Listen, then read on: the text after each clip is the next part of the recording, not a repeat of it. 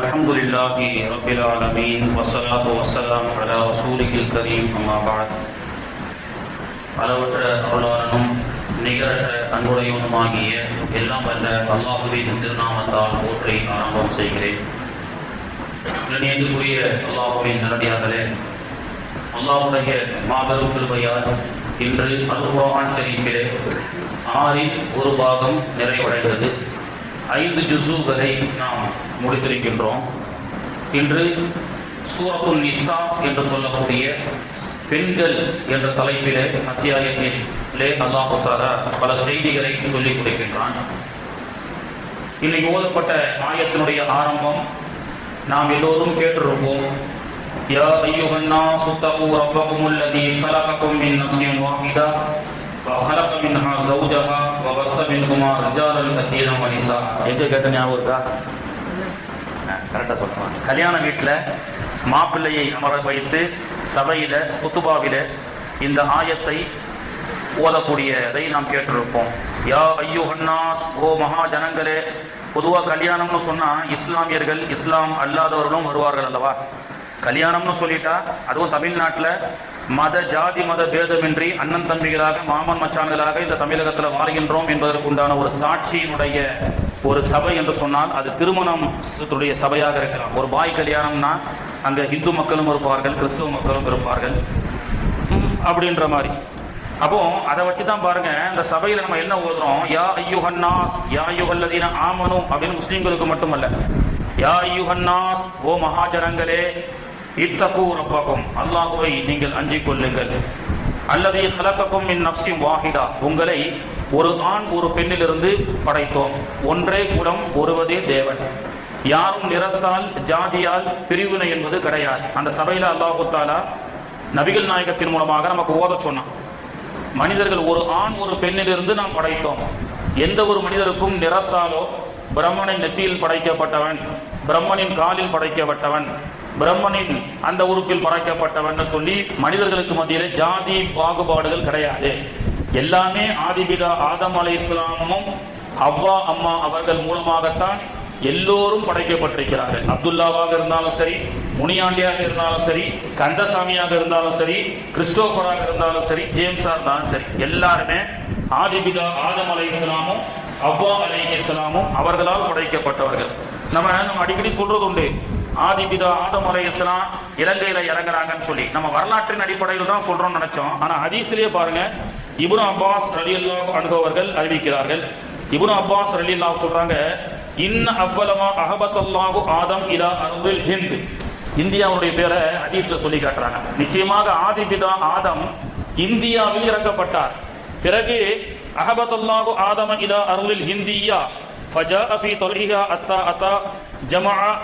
பிறகு ஹவ்வா அலைஹிஸ்ஸலாம் அவர்களை தேடி ஜித்தாவுக்கு வந்தார் அப்படின்னு சொல்லி வரலாற்றுல தான் இருக்குது. நானும் இதனால் வரைக்கும் நினைச்சேன். ஆனா ஹதீஸ்ல இப்னு அப்பாஸ் ரலியல்லாஹு அன்ஹு அவர்களே சொல்லி காட்டுறாங்க. இப்போ ஆதிபிதா ஆதம் அலைஹிஸ்ஸலாமும் ஹவ்வா அம்மா 2 பேர் அரஃபாவில் சந்திச்சாங்க. பிறகு அவர்கள் 2 பேரும் கணவன் மனைவி என்ற ஷரியத்தின் அடிப்படையில் ஹலாலாக்கப்படணுமா இல்லையா? சொர்க்கத்துல அது ஹலால்.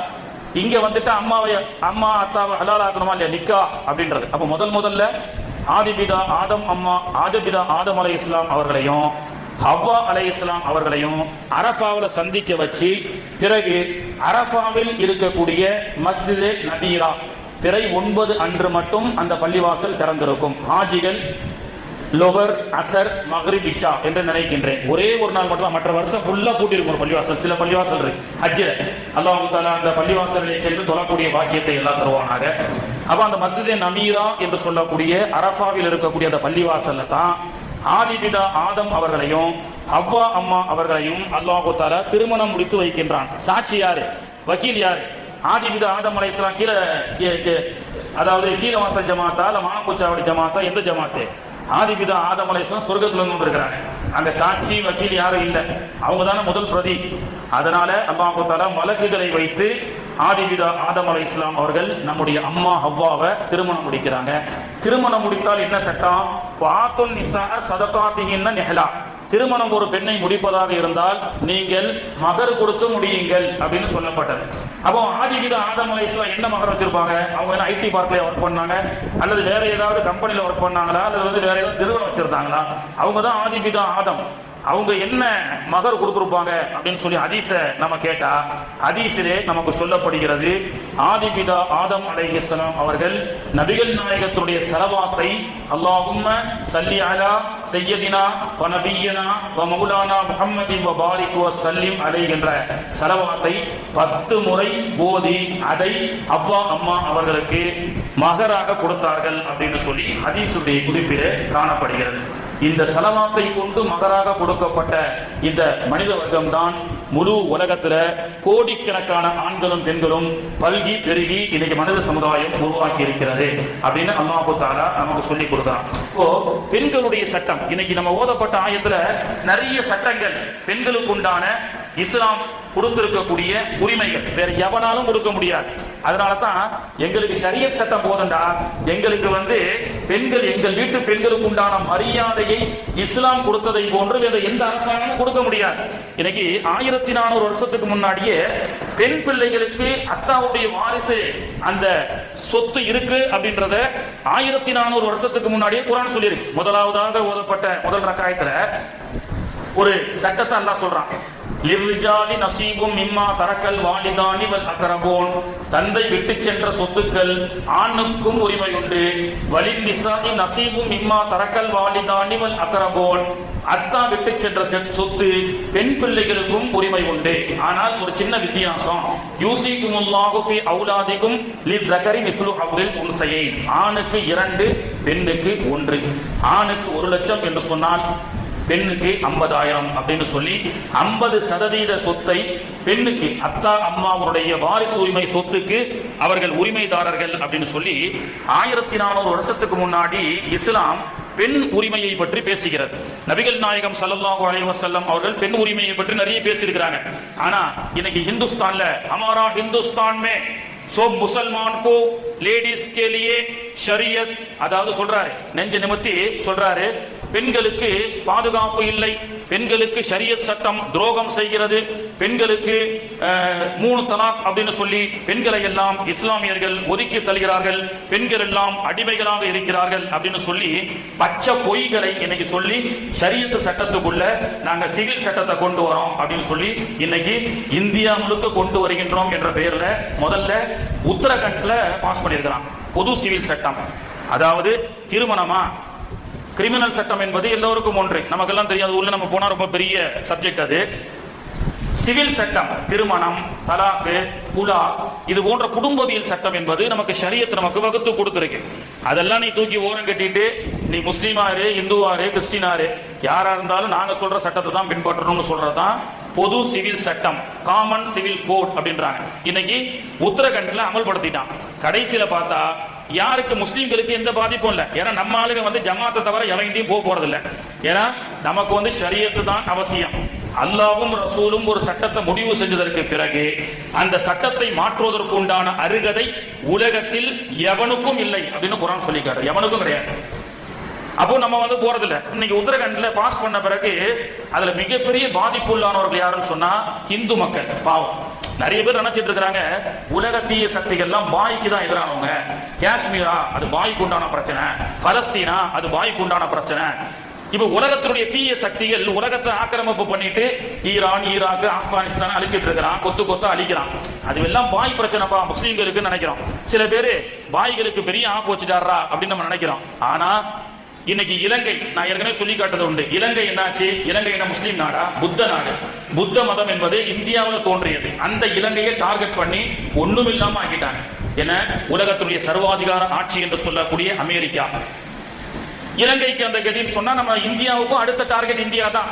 இந்தியாவையும் வளத்தை சுரண்டி இந்திய மக்களை நசுக்கக்கூடிய ஒரு முயற்சி 10 வருஷமா தொடங்கிருச்சு. பாரத பிரதமருடைய ஆட்சி என்னைக்கு இப்பொழுது ஆரம்பிச்சிச்சோ இந்தியாவுடைய பலத்தை சுரண்டக்கூடிய ஆட்சி. அதனால்தான் வரலாறு காணாத டாலருக்கு நிகரான இந்திய மதிப்பு அதிபாதாளத்தில் சென்று கொண்டிருக்கிறது. ஒரு நேரத்தில் நான் அடிக்கடி சொல்றது ரியால் மதிப்பு 10 ரூபா 9 ரூபா இருந்தது. ஆனா இன்னைக்கு 23 ரூபா கொடுத்தாதான் சவுதியில 1 ரூபா தரான். அந்த அளவுக்கு மோசமான ஒரு சூழல். இப்போ இந்த உத்தரகண்ட்ல பொது சிவில் சட்டம் போட்டதுல இந்து மக்களுக்கே ஒரு பெரிய பிரச்சனை ஆயிடுச்சு. என்ன பிரச்சனை? அதாவது அக்கா மகளை கல்யாணம் பண்ணலாம்னு சொல்லி இந்துல ஒரு சட்டம் இருக்கு. சொந்த அக்கா மகளை கல்யாணம் பண்ணலாம். இன்னைக்கு ஓதப்பட்ட ஆயத்துல அல்லாஹ் தஆலா யாரை கல்யாணம் பண்ண கூடாதுன்னு சொல்லிட்டான். ஒரே ஆயத்து 4வது ஜுஸ்னுடைய கடைசி ஆயத்தை நீங்க எடுத்து பாருங்க. உர்ரிமத் அலைக்கும், உங்கள் மீது ஹராமாக்கப்பட்டிருக்கிறார்கள் இந்த உறவுகள்லாம் கல்யாணம் பண்ணக்கூடாது. உம்மஹாத்துக்கும், தாய், பனாத்துக்கும், உங்களுடைய பெண் பிள்ளைகள், அகவாத்துக்கும், உங்களுடைய சகோதரிகள், அப்புறம் சகோதரனுடைய பிள்ளைகள், சகோதரனுடைய பிள்ளைகள்னு சொல்லி அல்லாஹ் தஆலா யாரெல்லாம் ஹராமோ அதெல்லாம் சொல்லிட்டான். அதனால நாம அக்கா, சொந்த அக்கா மகளை கல்யாணம் பண்றது இல்ல. ஆனால் இந்து மக்களின் அடிப்படையில அவங்க கல்யாணம் பண்ணுவாங்க. இன்னைக்கு அதுக்கு உற வச்சுட்டான். இப்போதான் மக்களுக்கு புரியுது, ஆஹா, இந்த காமன் சிவில் கோடுடைய சட்டம் என்பது நமக்கு எதிரானது கிடையாது, வாய்க்கு எதிரானதுன்னு நம்ம நினைச்சுக்கிட்டு இருந்தோம். ஆனா உத்தரகண்ட்ல இன்னைக்கு அவன் லபோதிபோன்னு அடிக்கக்கூடிய ஒரு சூழல் ஏற்பட்டிருக்கிறது. அப்போ இந்தியாவில் கொண்டு வரக்கூடிய மக்களுக்கு எதிரான சட்டத்தை முஸ்லீம்கள் மட்டும் போராடக்கூடாது, எல்லாம் சேர்ந்து போராடணும்னு சொல்லி இன்னைக்கு உத்தரகண்ட்ல சொல்லிட்டு இருக்கிறான். சரி, 1400 வருஷத்துக்கு முன்னாடி பெண்களுக்கு உண்டான வாரிசு உரிமை சட்டத்தை பற்றி இஸ்லாம் சொல்லிக் கொடுக்கிறது. ஆனால் இன்னைக்கு இந்திய தேசத்துல பெண்களுக்கும் அத்தாவுடைய சொத்துல பங்கு இருக்கு அப்படின்னு கொண்டு வந்தது the Hindu Succession Act was passed in India on June 17, 1956. This act grant property rights to Hindu women அப்படின்னு சொல்லி கொடுக்கறாங்க. அதாவது 1956ல தான் தகப்பனுடைய சொத்து பெண் பிள்ளைகளுக்கும் பங்கு உண்டுன்னு சொல்லி இந்தியாவுல ஆக்ட் ரைட்ட கொண்டு வரான் 56ல. ஆனால் 1400 வருஷத்துக்கு முன்பே குர்ஆன் தந்தையினுடைய சொத்து பெண் பிள்ளைகளுக்கும் உண்டு, ஆண் பிள்ளைகளுக்கு எப்படி பங்கு உண்டோ அதே போன்று பெண் பிள்ளைகளுக்கும் உண்டு. அத்தாதான் உனக்கு கல்யாணம் பண்ணி வச்சுட்டார, உனக்கு 25 பவுன் போட்டார, உனக்கு ஒண்ணும் கிடையாதுன்னு விரட்டுவதற்கு சகோதரர்களுக்கு ரைட்ஸ் இல்லை என்று குர்ஆன் நமக்கு சொல்லிக் கொடுக்கிறது. அப்ப கண்ணியத்திற்குரியவர்களே, அப்படி பெண்கள் இன்னைக்கு பாத்தீங்கன்னா பெண்களை இஸ்லாம் அடிமைப்படுத்துகிறது. பொதுவாக உலகத்துல ஹிஜாப் என்பதை வச்சுதான் இஸ்லாமிய மக்களை இஸ்லாம் பெண்களுக்கு ஹிஜாபை கொடுத்து அவர்களை அடிமைத்தனப்படுத்துகிறது. ஹிஜாப் என்பது அவர்களுடைய உடல் பாதுகாப்புக்காகத்தானே தவிர அவர்களுடைய திறமைக்கு ஹிஜாப் கிடையாது. பெண்கள் என்ன வேண்டுமானாலும் சாதிக்கலாம். இன்னைக்கு ஸ்கின் கேன்சர் கண்டுபிடிக்கப்பட்ட மருந்து ஹதீஸின் மூலமாக குர்ஷித் பானு என்ற பெண்ணு கண்டுபிடிச்சிருக்கிறாங்க ரியாத்ல.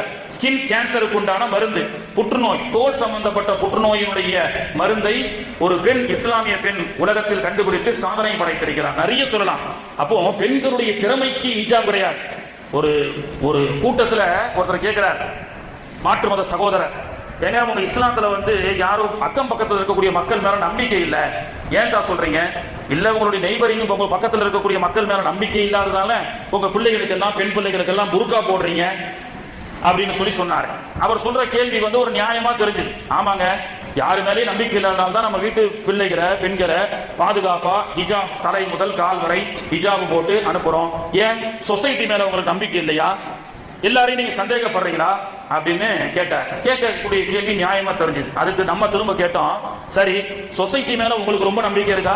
ஆமா, எல்லாரும் நல்லவங்க தான், எல்லா சொசைட்டி நம்பாட்டா எப்படி? சொசைட்டியோட தான் வாழ்ந்து ஆகணும், அக்கம் பக்கத்துல இருக்கக்கூடியவங்களோட தான் வாழ்ந்து வாங்கணும் அப்படின்னு சொல்றாரு. அப்பனா உங்க கடையை பூட்டிட்டு போவாத, திறந்து போட்டு போ. வீட்டை விட்டு வெளியில போகும்போது திறந்து போட்டு போ. சொசைட்டி மேல உனக்கு நம்பிக்கை இருக்குல்ல, திருடன் வரமாட்டான், நகை கடையை திறந்து போட்டு போ, ஜவுளி கடையை திறந்து போட்டுட்டு போ. அது எப்படி? அது மட்டும் உன் பொருளை பாதுகாப்பா இருக்கணும்னு பூட்டிட்டு போறல்ல, நகை பாதுகாப்பாக இருக்க வேண்டும் என்று பூட்டிட்டு போறல்ல, லாக்கர்ல வைக்கிறல, அதுதான்டா எங்க இஸ்லாம் சொல்லி கொடுக்குது. பெண்களை தங்கத்தை விட வைடூரியத்தை போன்று இஸ்லாம் பாதுகாப்பதற்காக ஹிஜாப் என்ற அற்புதமான ஒரு அமைப்பை இஸ்லாம் நமக்கு சொல்லிக் கொடுக்கிறது. நேற்றைய தினம் ஃபாத்திமா ரலியல்லாஹு அன்ஹா அவர்களை பற்றி ஹஸரத் அவர்கள் சொன்னார்கள். அதாவது மரணித்த பொழுது காலேஜுக்கு போகும்போது ஹிஜாப் போடணுமா, ஸ்கூலுக்கு போகும்போது ஹிஜாப் போடணுமா, கடைக்கு போகும்போது ஹிஜாப் போடணுமா அப்படின்னு நம்ம கேட்கிறோம். ஆனால் ஃபாத்திமா ரலியல்லாஹு அன்ஹா அவர்கள் வஃபாத் ஆகிற வரைக்கும் பொதுவாக ஜனாசாவை கொண்டு செல்வதாக இருந்தால் ஒரு பாடையில் வைத்து தான் கொண்டு செல்வார்கள். அந்த ஜனாசாவுடைய உடல் அமைப்பு எல்லோரும் மையத்தை சுமந்து செல்லக்கூடிய எல்லோருக்கும் தெரியும். ஆனால் ஃபாத்திமா ரலியல்லாஹு அன்ஹா அவர்கள் வஃபாத் நேரத்தில் பிறை 3 ரமலானிலே அவர்கள் சொன்னார்கள், அபிசீனியாவில் ஒரு ஸ்ட்ரக்சரான ஒரு ஜனாசா சந்தோக்கு இருக்கு. அந்த ஸ்ட்ரக்சர் தான் நம்ம இன்னைக்கு யூஸ் பண்ணிட்டு இருக்கோம். அதாவது மையத்தை அழைத்து செல்லும் பொழுது, என்னை தூக்கி செல்லும் பொழுது ஆண்கள் மட்டுமே வருவார்கள்.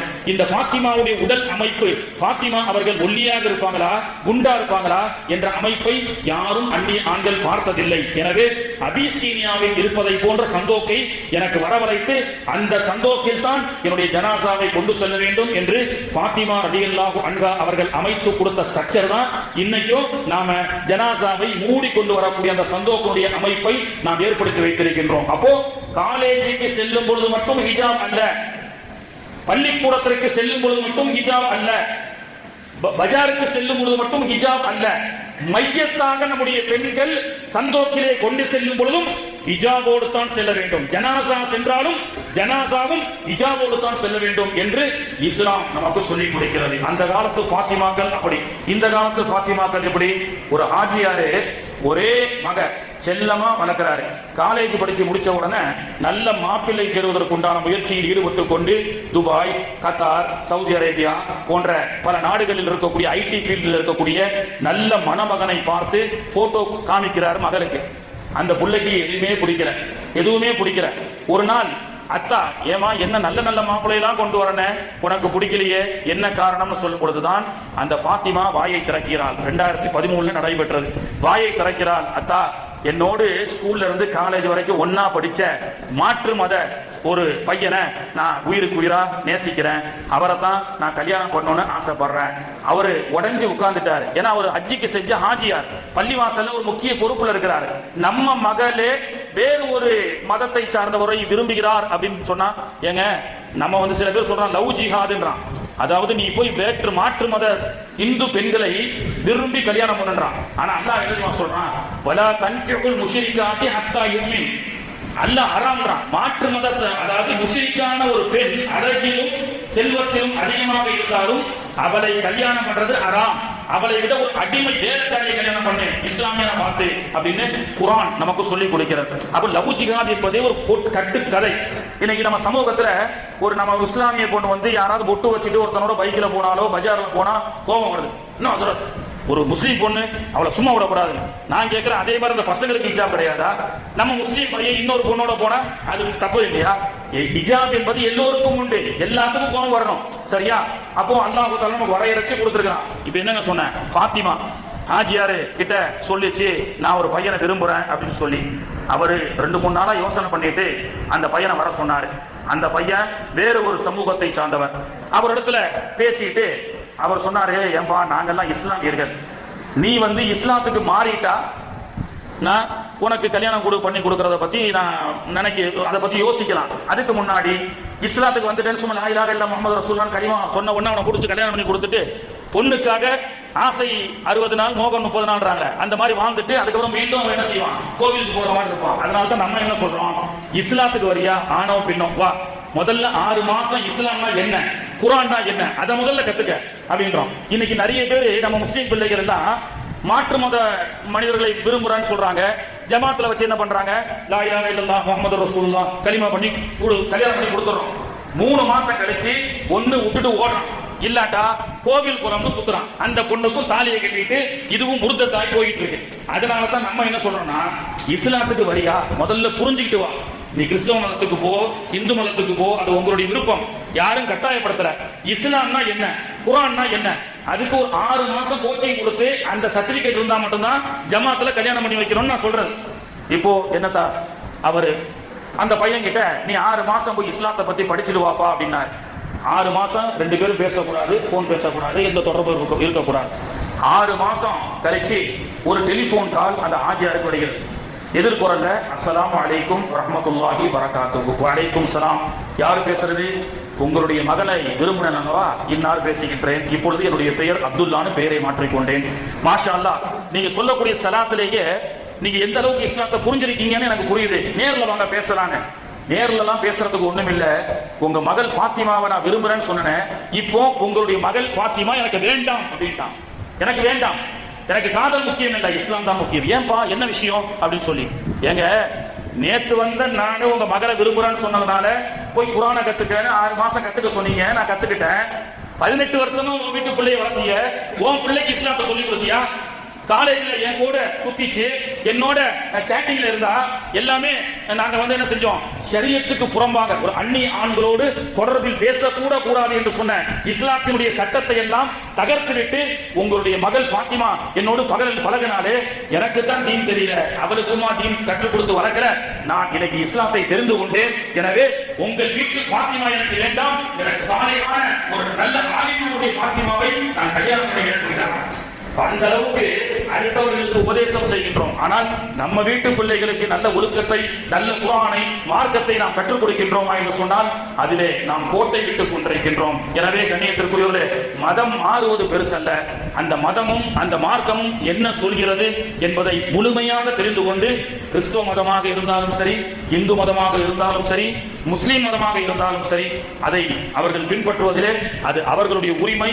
எந்த மார்க்கமும் எங்களை பின்பற்றுங்கள், முஸ்லீமுக்கு வா, இஸ்லாத்துக்கு வந்துருன்னு யாரையும் சொல்லக்கூடாது, யாரையும் சொல்ல வலுக்கட்டாயம் பண்ணவே கூடாது. நம்ம ஆளுக்கு பண்ற பெரிய தப்பு, நீ முஸ்லீமுக்கு வந்துடுறா, முஸ்லீம் சொன்ன காய்கறி வியாபாரமா?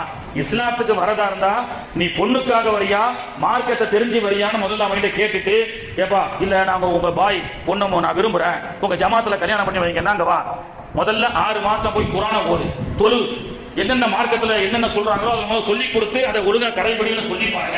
அப்புறம் நம்ம பொண்ணே வேணான்னு ஓடிடுவோம், அந்த அளவுக்கு இருக்கும். அப்போ கண்ணியத்திற்குரியவர்களே, அல்லாஹ் தஆலா இந்த மார்க்கத்தில் நல்ல முறையில் ஒழுக்கத்தோடு நம்ம வீட்டு பிள்ளைகள் எல்லாம் வளரக்கூடிய பாக்கியத்தை அல்லாஹ் தஆலா தந்து அருள் புரிவானாக.